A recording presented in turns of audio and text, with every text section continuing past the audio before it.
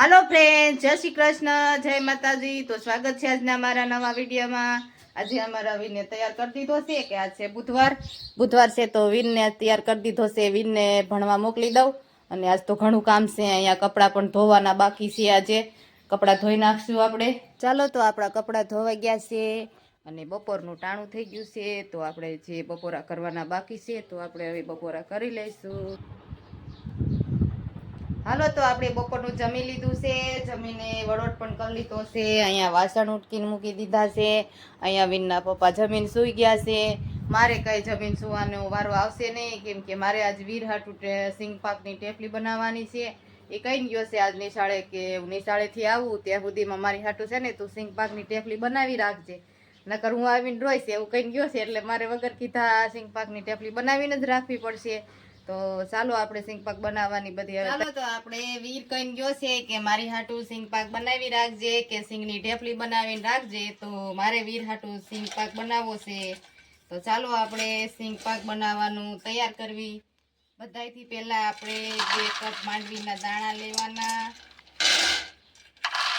અને દાણાને high gas ઉપર નથી શેકવાના, થોડીક મીડિયમમાં રાખવાનો ગેસને। ગેસ થોડોક મીડિયમ રાખીને તેને શેકશો તો તે કાળા ન થઈ જાય બહુ, અને શેરે પણ કડવાશ ન આવે માંડવીના દાણામાંથી, જે આપણે સિંગ પાક ખાતા હોય ને તઈ।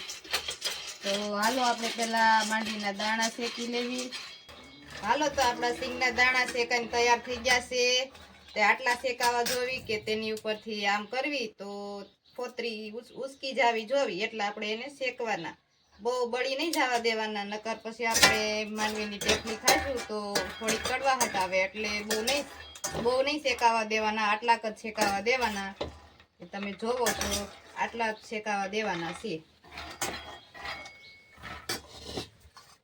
આપણે હાથથી ટચ કરી શકવી એટલા જ ગરમ હોય ત્યારે આની ફોતરી આપણે આમ કરીને આમ કરશું એટલે એ બધી જ ઉસકી જશે।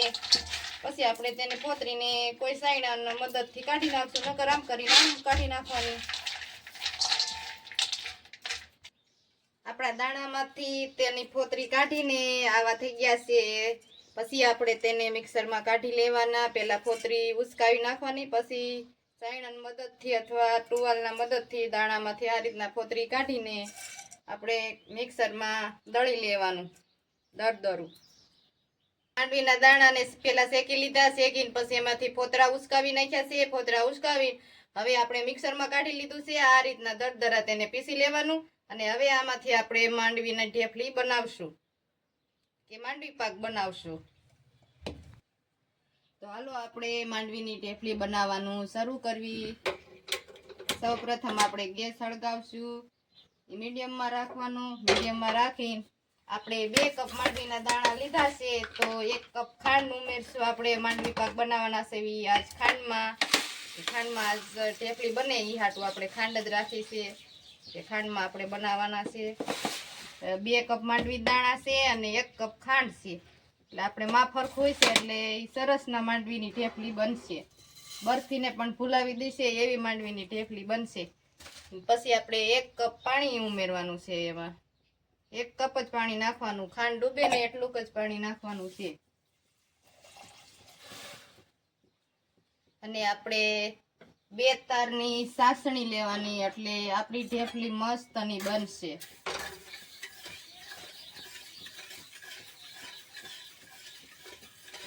અહીંયા આપણી ખાંડ ઓગળી ગઈ છે, અને આપણે છે ને સિંગ પાક ખાંડમાં જ બનાવવાના છે, ગળમાં નથી બનાવવાના। એટલે ખાંડની સાયણી આપણે લેવાની અને 2 તારની સાયણી લેવાની છે। જ્યાં સુધી આપણી ખાંડ ઓગળી જાય સારી રીતે, પછી થોડોક તમે ગેસ વધારો હોય તો વધારી શકો, ચૂલે કરતા હોય તો થોડોક તાપ વધારી શકો। અહીંયા આપણે ખાંડ અને માંડવીમાંથી જ ઢેફલી બનાવવાના છે, આપણે ગોળમાં ઢેફલી નથી બનાવવાના। થાય છે ત્યાં સુધીમાં આપણે જેમાં બરફી આ ઢેફલી જમવાની હોય તેમાં થોડુંક તેલ નાખી આપણે એને આ રીતના ગ્રીસ કરી લેવાનું। અમારે આ કેકનું છે એટલે અમારે વીર કે એમ કેક માથે બનાવજે મમ્મી, એટલે હું કેક ઉપર બનાવવાની છું એની હાટું ઢેફલી। આ રીતના એમાં તેલ નાખી દેવાનું, એટલે નીચે તળીએ તે ઢેફલી સોટી ન જાય એટલા માટે, અને સારી રીતે તે ઉચકી જાય ને અસલની ઢેફલી બની જાય। આપણી ખાંડ પણ સારી રીતે ઓગળી ગઈ છે અને સફેદ બબલ્સ આવવા માંડ્યા છે. તો આપણે એક ચેક કરી લેવી કે આપણી સાયણી બની છે કે નથી બની. આ રીતના તમે ચમચાની મદદથી જોવાનું. 2 આંગળી વચ્ચે રાખીને જોશો તો દેખાય તાર થયો છે કે નથી. તો હજી આપણી તાર થયો નથી ચાસણીમાં, તો આપણે હજી તો પકવવી પડશે ચાસણીને.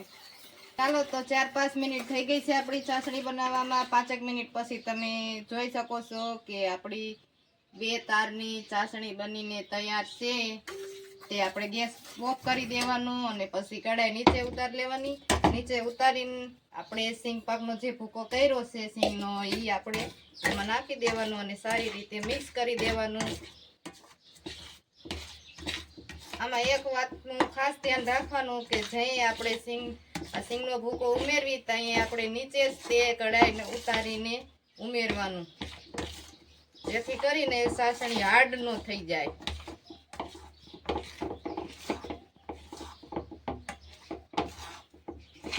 ચાલો તો આપણો સિંગમાંથી સિંગ પાક બનીને તૈયાર થઈ ગયો છે. તે સરસ મજાની ઢેફલી પડી ગઈ છે, તમે જોઈ શકો છો. હું તમને એક તોડીને દેખાડી દઉં. મસ્તનો આપણો સિંગ પાક બનીને રેડી થઈ ગયો છે. કેટલી કન્સિસ્ટન્સી સારી છે અને મસ્ત મજાની બનીને રેડી થઈ ગયો છે. જો આજનો અમારો વિડીયો પસંદ આવ્યો હોય તો મારા વિડીયોને લાઈક કરજો, શેર કરજો, સબસ્ક્રાઈબ કરજો અને કમેન્ટ કરજો. ફરીથી મળશું એક નવા વિડીયો સાથે. ત્યાં સુધી બધાને જય શ્રી કૃષ્ણ.